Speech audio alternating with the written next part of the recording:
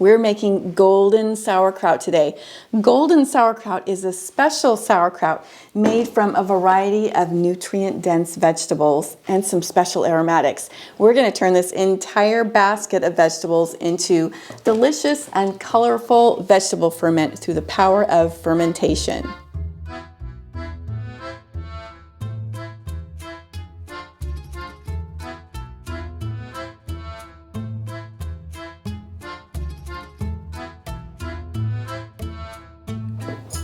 Hi, I'm Michelle, and I'm here to help you create your slice of country living wherever you live. Welcome to Chocolate Box Cottage, the sweet spot between old-fashioned skills and modern convenience.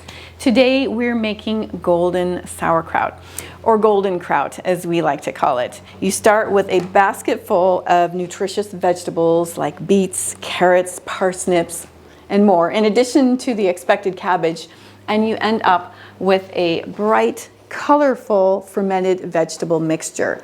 It not only looks colorful, but it tastes bright and sparkling too.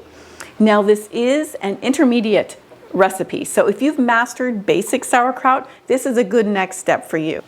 All right, let's take a look at the ingredients. You want a medium head of cabbage, and these were kind of small, so I have 1.5.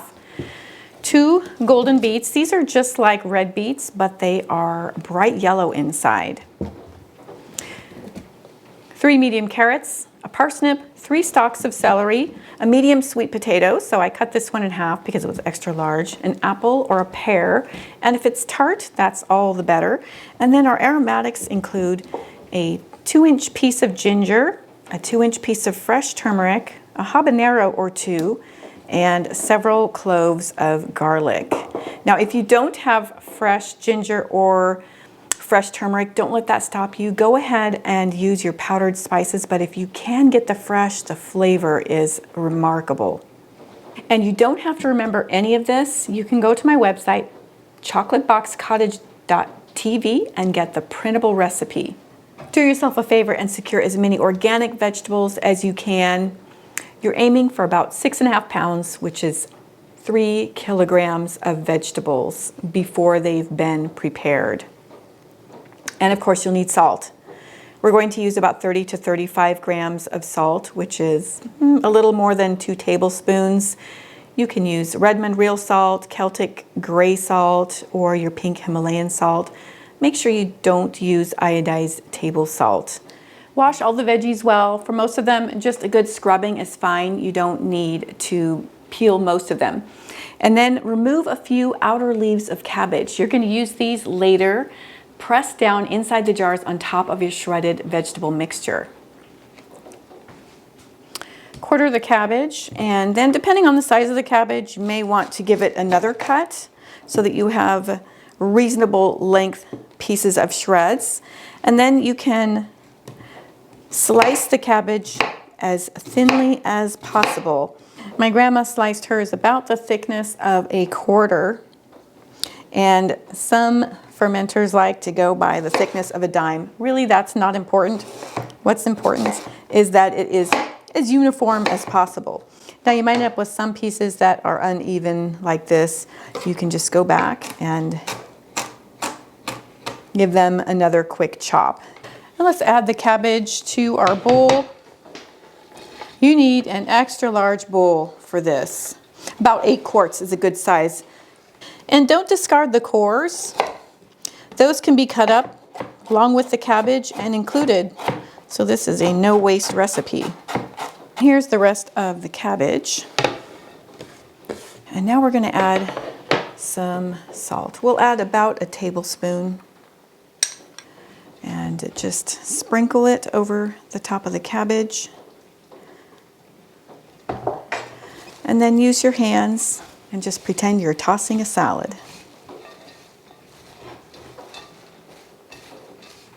You want to coat the surface of the vegetables with the salt. So toss it around until it's all well mixed.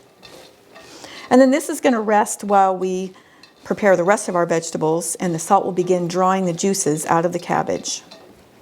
If you like, you can peel the beets and the sweet potatoes. Take a look at them and just see what kind of condition they're in. I think I'll want to remove some of this scabby portion of the skin at least some of that. But the sweet potato has a nice thin, even skin, so I'll probably leave that one alone this time. So I'm going to use my peeler and just dig in to get some of that really rough part of the skin removed from the beets. And I'm going to cut the beets into pieces that will fit in the food processor feed tube.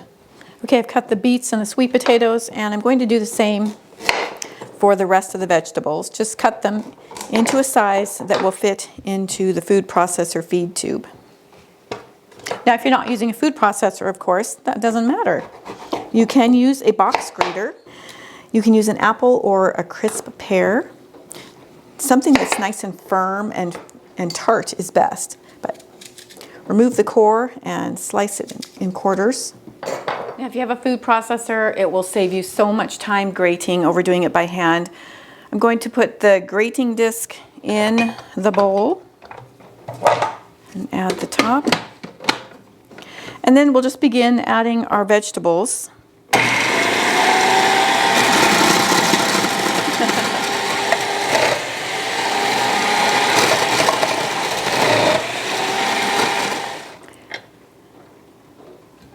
And when the bowl is full, we can add that to our cabbage.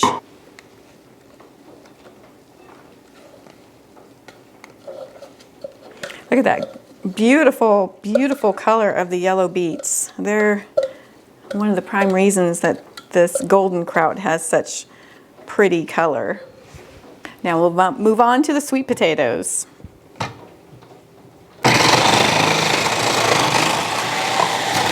And we'll process the parsnips, the carrots, and the apples in the same way. I've been adding the veggies as we go, so here's what we have so far.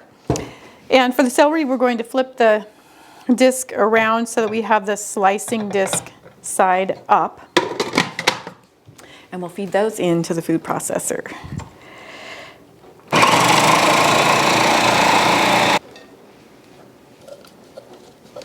And the last ingredients we have to deal with are the aromatics. So we're going to add the S-blade to the food processor and chop these final ingredients. We've got fresh turmeric root and fresh ginger, and these don't need to be peeled unless you see some particularly rough or scabby portions. We've got the habanero pepper and several cloves of garlic. We'll give these ingredients a preliminary chop and add them to the bowl. This will just help them process more easily in the food processor. Just look at that beautiful color. And now for our ginger.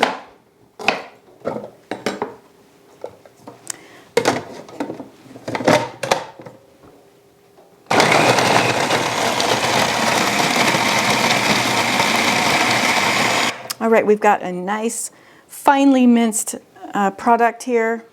Let's add the aromatics to our mixture. Oh, it smells good.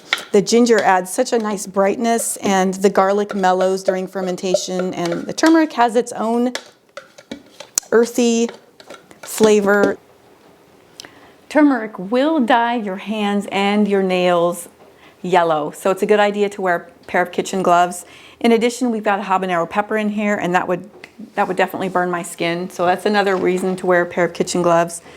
If you're going to tough it out, make sure that you remove any jewelry.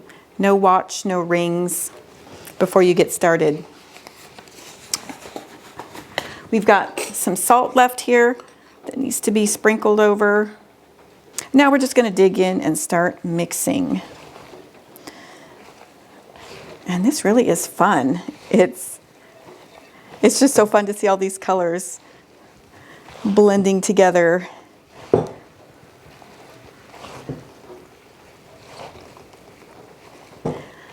And you can squeeze to begin to break down the vegetables if you like.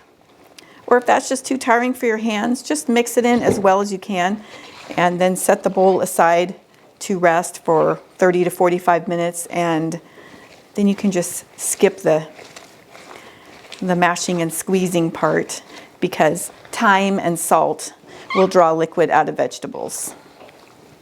While the vegetable mixture was resting, I washed these jars. I usually use 4-quart jars, but I'm using 2 half-gallons today. Washed them in hot soapy water, and I just let them air dry. I did not use a towel on them. And I'm just going to begin adding some of this mixture to the jars. And this is kind of messy, so it's nice to put it on a tray so you can catch the extra pieces and add them back in the jar. And after you've got some in there, you can use your kraut pounder if you've got one. And this actually was not a kraut pounder to begin with. My husband cut the end off. I think it was used for a jelly bag or it was a rolling pin. I'm not quite sure. He cut the end off and sanded it for me so that I could use it as a kraut pounder, and it works great. If you don't have one of those, you can use a wooden spoon. That'll work well also. Add a layer of shredded vegetables and then pack them in really tight, and then add some more.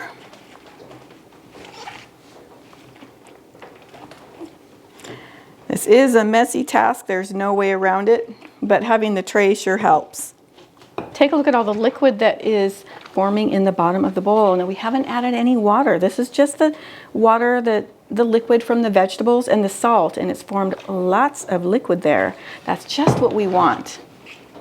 Now the veggies are evenly divided between the 2 jars. We're going to add the liquid to them. Now pack it down a little more. You want to have at least a 2-inch headspace at the top of the jars to allow space for the fermentation to take place. This is a little bit more room than what I like, but we're going to go with it anyway. And of course we want to see that liquid floating above the top of the vegetables. Take one of those cabbage leaves that you'd set aside at the beginning and fold it roughly in a shape that will cover the inside of the jar to help hold the vegetables down, and then just press it in there. You want to press it in so that the liquid rises above and covers the cabbage leaf.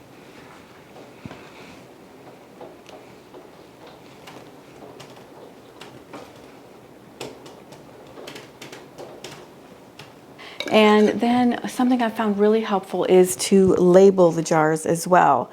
It just helps me stay on track with what's happening with my fermentation projects.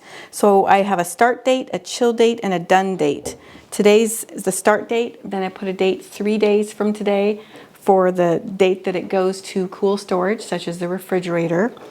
And then 2 weeks after that, I put the finish date. So you'll want to set these in a spot in your house where you can keep an eye on them. So that may be on your kitchen counter. You may want to cover them with a towel to keep the sun from a window shining on them. You just will need to find a spot in your house that's somewhere between about 60 degrees Fahrenheit to low 70s or so. You don't want it to go over about 75 to 77 or it ferments too quickly. So set these in a moisture-proof tray or Pyrex dish or something like that, and keep track of them. They will start to fizz and bubble, and you'll want to, the first 3 days when they are at room temperature, you'll want to briefly release the pressure of the lid a couple of times a day. This will keep a better chance of everything staying in the jar instead of overflowing. But if it does fizzle over a bit, that's okay too. Just clean it up and keep going. Well, this is a delicious ferment, and you will enjoy it by the forkful on all your dinner plates.